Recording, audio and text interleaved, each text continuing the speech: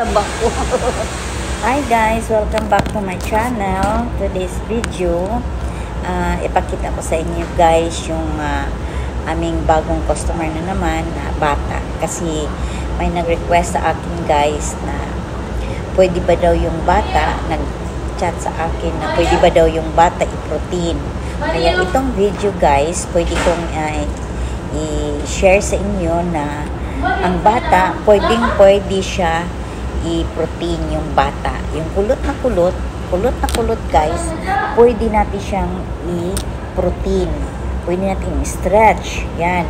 Basta, ang importante guys, hindi siya yung tapang na pang-stretch talaga. Kaya guys, itong video, ipakita ko sa inyo na yung batang kulot-kulot, ang ating gagawin, hugasan muna natin yung buhok. Kailangan malinis yung buhok. Tapos, lalagyan ng gamot. Pagkatapos ng after 1 hour, lalagyan, hugasan ng tubig.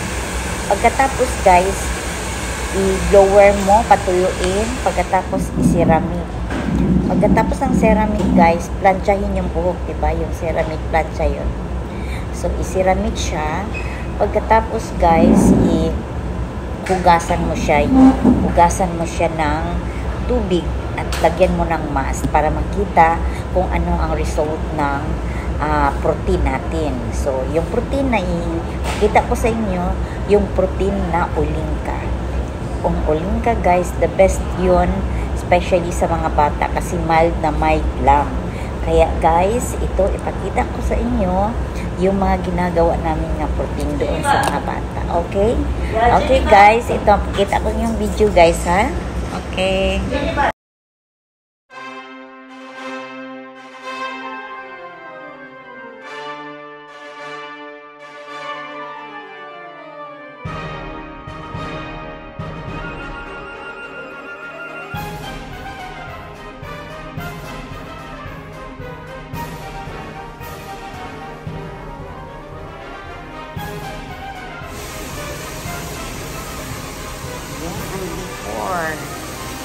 Napakakulot, gamitan natin siya ng Olinka kasi sobrang kulot.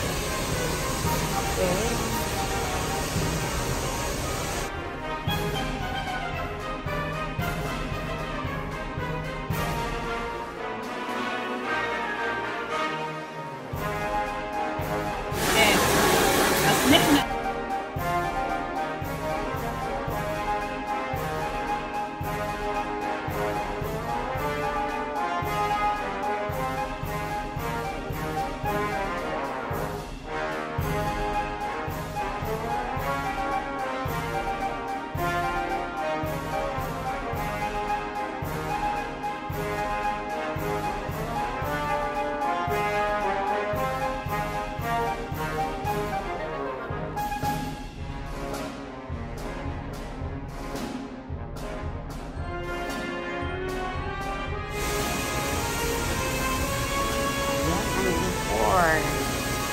Napakakulot, gamitan natin siya ng Olinka kasi sobrang kulot.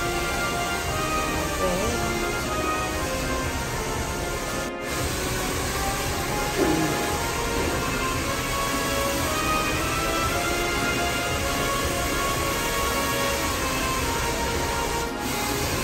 Start na.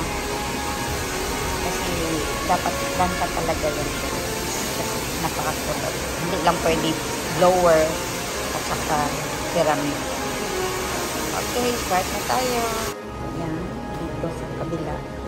Ito. Lang, yan. Sana lang, konti na lang siya. Lapit na siya matapos.